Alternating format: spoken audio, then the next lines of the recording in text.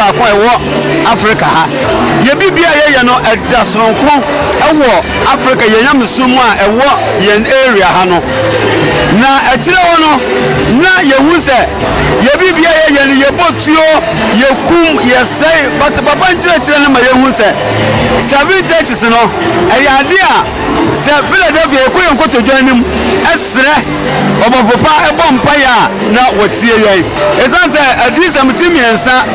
etitemu dumiensa a yɛde wie nyɛ no na mehu sɛ papa Nyankopɔn na asoma no ɛsan sɛ ne ɔsoro asoma no ɔka wɔsoro asɛm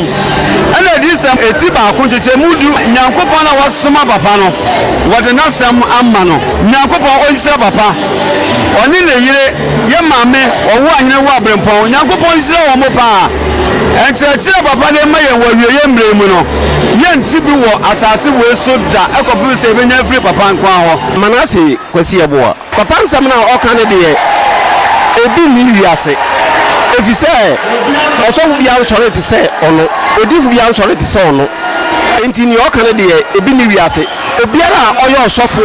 a wonim Bible mu no wote na asɛm na aka ne so ohun so Nyankopɔn na afrɛ na asoma no efisɛ sɛ de wɔkyerɛ second Thessalonica no temu no ɛmma gye ɔwae ɔbɛwae na bansa wɔbɛwae no wae no ɛyɛ antichrist no na papa no nkyerɛkyerɛ edi adanseɛ ɛma nipa mu pae mmienu wiase nyina hu sɛ obiara a pɛ sɛ ɔsom Nyankopɔn deɛ papa na ɛsɛ otie no efisɛ ne wɔfrɛ ne wɔfrɛ na asoma no ɛne ɔne na atenka agye Nyankopɔn asɛm na ɔka Nyame asɛm na wɔyɛ ne wɔfrɛ na asoma no tie ɔno na sɛ obiara etie no di n'akyi ɛyɛ nimu nyinaa no sɛ biribi wɔ hɔ ka Nyankopɔn ho obi ɔsɔfo biara ni hɔ odifo biara ni hɔ a otumi egyina ka sɛ Onyankopɔn nko a ɛna ɔwɔ hɔ na tumi biara ni baabiara ɔsɔfo biara nka bi da wei ne yahu na yahu nso ya yahwehwɛ bahu sɛ ɛyɛ nokware ebisɛ sɛ ne Bible ka wɔ John chapter 14 verse 30 sɛ ewiasifo no ba me nkyɛn hwi ni me nkyɛn no ne yɛ nim sɛ yɛ bonsam papa na me yɛ hu no pefee sɛ ewiasifo no ɛyɛ nipa enti sɛ Yesu Kristo kɔ na sɛ me tuo mu hɔ no ɛna bonsam na ba ne nkyɛn ahemfo ɛne asɔfo mbɛyifo na ba na bɛkyere no enti no papa yi nsɛm mu da hɔ ma obi biara a unim Nyankopɔn asɛm deɛ ɛsɛ ohu sɛ wo no Nyankopɔn afana asoma no mpakyɛ me din de Linda Boache mesom ɛwɔ Sunyane branch manya mmerɛ akan Yohane adi sɛm ma nanso sɛ saa seven churches na paa de ɛyɛ papa anga menti bi da wɔ mabrabo yakeka kyerɛ konkon akyɛ yakɔ asɔre akyɛ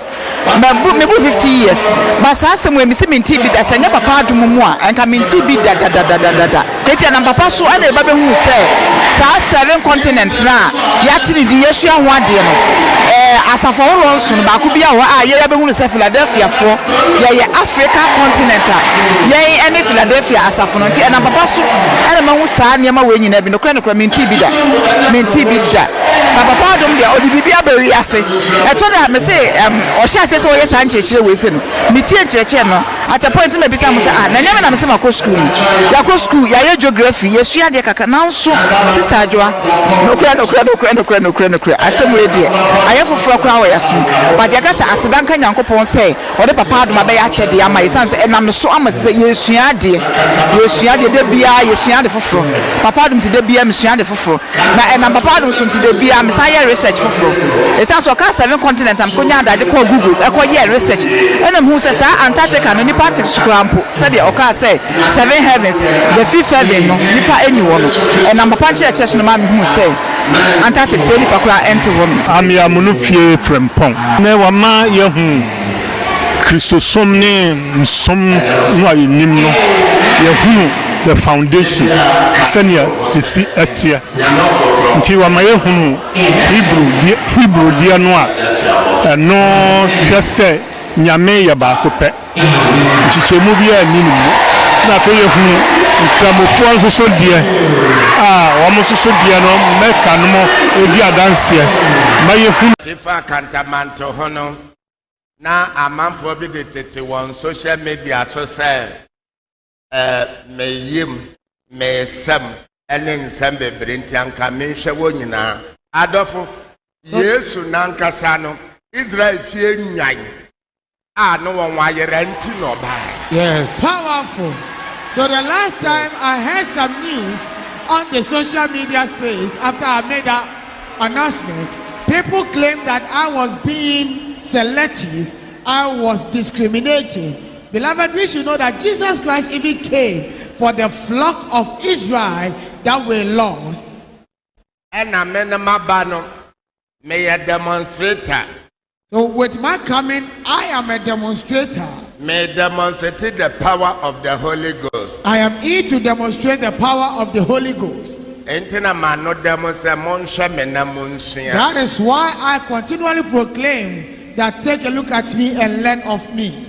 And to say, Memeda Asafuano, not the Millionaire, and yet Osophobia, Sheminasia, now also Kosha woman. So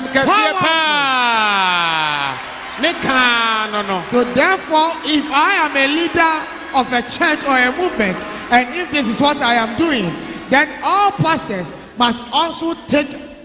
or learn an example for me and do same. Amen. Amen. Praise the Lord.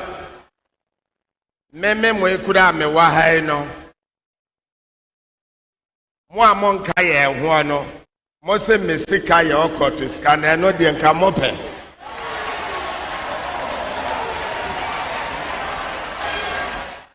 Even as I am with you, many of you claim that my money is occultic or ritual money. How come you now want this occultic money? Mwa monka ye ho no. Mose mesika emfiri nyame na afa yanga ye diska emfiri nyame ye che ye sika efa wo ho ben David. Those who are not part of us do claim that my money is not from God or it is not godly. So if the session of us who spend this ungodly money are sharing our money, what is your problem here? Mwa mosika emfiri nyame no.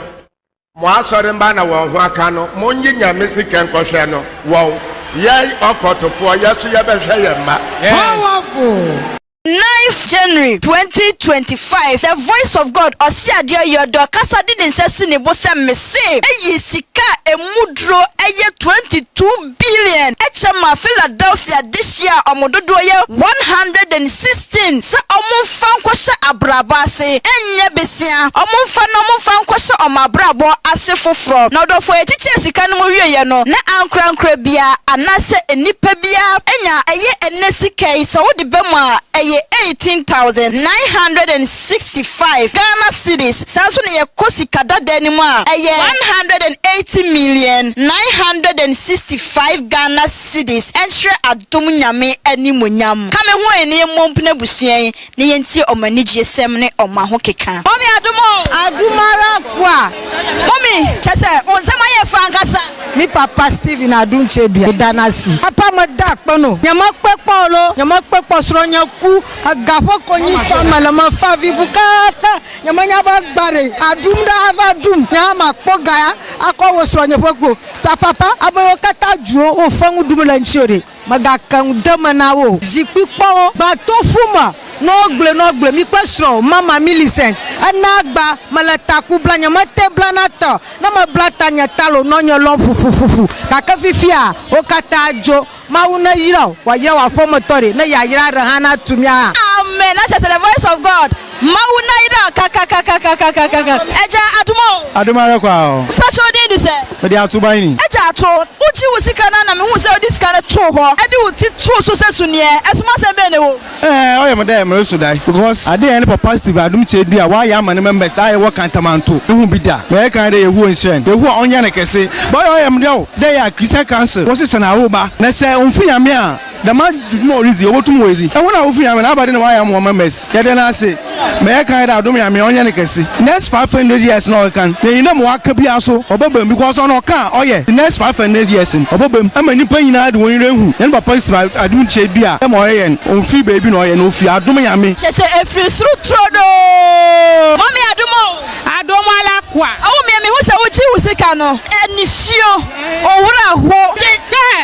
adia we see ye me kramfo baaku omo amfre sikanti obo be frɛ me ama me my operation hu mi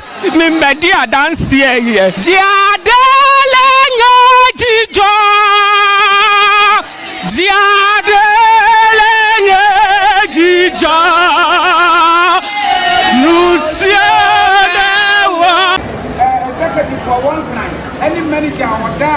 can say one can have and see a general papa Sraduche and them and maybe I sing who said your kind of why yeah now you're presenting Sikai Emma Yenianum Kantamato for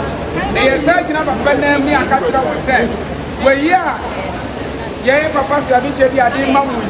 e be yen shira aye now once was Canada come salon just depending here where if you would influence them adie bia wo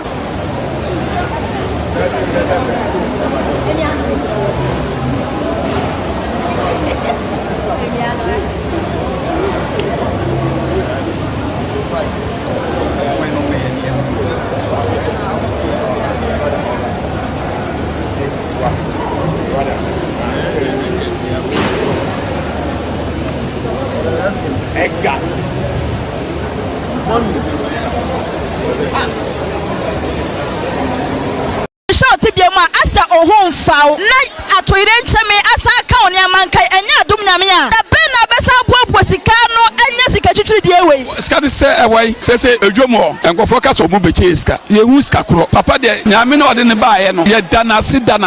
eda na yirase oba ba ena ni kube yiska se ode ko chenipa ode mimi yiri hey o wife ni e etu no wife ni na manya almost 190 million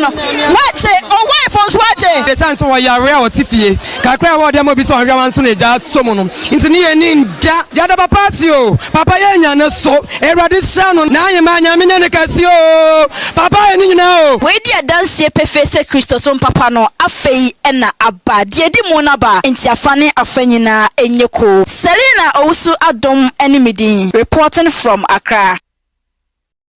Ewo Kristo mu bia no ewo nasafo ahodo nso ne so emu monyina mama mobonto moyem nyame tumi nyame ahoden nyame bafo etwa se yetumi sport no ewo Philadelphia apens and Philadelphia aye enkrofo subia alpha and omega onunkwa na wonne no woni akeka ne hweyo ewiase sumsum sam ewiase mo hom sam mentality superstitions wawomfa eno entina wasoma memra wonchen Abraham apenso na akeka bebre na wo ho Hebrew apenso na akeka ekurom ena na wonte a eno ne Mizrim won free Mizrim no ena won ba Jew etmu banu say Jew there want to wase to one of the Jewish state and to her akeka enya kwanya nwura mu hobiem want to share power Hebrew there no so te abontenem entina na nitia wote ohu wote nisha enso otintimu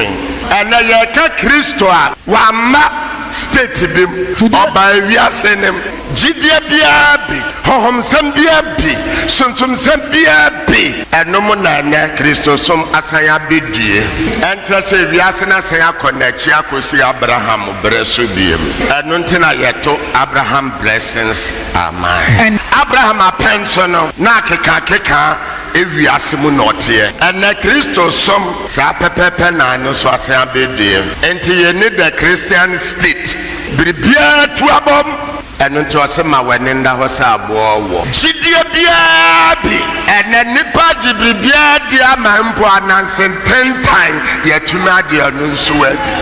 dia wo ho ni eni ho yade ni nyina bia di eno nti kakra bi pe no beyi won enye hefo the elect ones enye hefo the anointed ones enye hefo akwa panokwafo enye hefo hwebra bribia tu abomu na fe wo beyi wo on what condition what na semoshe 7 continents ni nyana sana ebi ewos won be yenkrofo bia won di won nidie nyina won buo nyina ebema alpha and omega ombe peneneso ombe jinatum ombe jinadi ombe somono asa mame misa efrisa Ghana ya Ghana na jidie ebetena Ghana nemu why ana ɔpene alpha and omegas. Asɔre bɛn, sɔfoɔ bɛn, odiifoɔ bɛn, nyame nipa bɛn, abusuapɛni bɛn, ɔhene bɛn, ɛgya bɛn, ɛna bɛn, ɛba bɛn, aban bɛn. For the first time in the history of Africa, me Stephen Adum Kyei-Duah, me na metumi de saa declaration ya basas. Me na metumi gina faako Abraham gina ayese nyame anim na nachi. Me na metumi agina faako Islam ejina ayeka say there is no other God but Allah. Me na metumi gina wasa. And I am faako Jew etumi gina ayeka say Abraham nyankopon eye baako pe. And until I make a I've just come to demonstrate the power of the Holy Ghost. The beginning, as I said, that's a nebiara to me spot Hebrew Nyankupun tumin, Ebiem and Evias. Jew Nyamitumin, as I see you to me on life and color. The Oyini where the war Yesu Christo Mono, as I see a say when it be. And until I may hear board to catch them, me basa me be ati Yesu film. Bribiara e wa Bible mum and until I can the play natural mo say me mapens ni nyina be fulfill. And until na maka chira mo say the next 500 years me mani mu dua yi e be kasa. Yes. Dia wo ho no. To Philadelphia Monte me and on the Christo somba kope Africa and non kwane e begina ama Yesu Christo. Enya sorry enye kuo eye ideology eye concept eye faith anuntina wonye ma sorry ba anuntina menya osof me shi ni wo ho wo so shi ni me ho eye ejidifo wana eji alpha and omega edie period.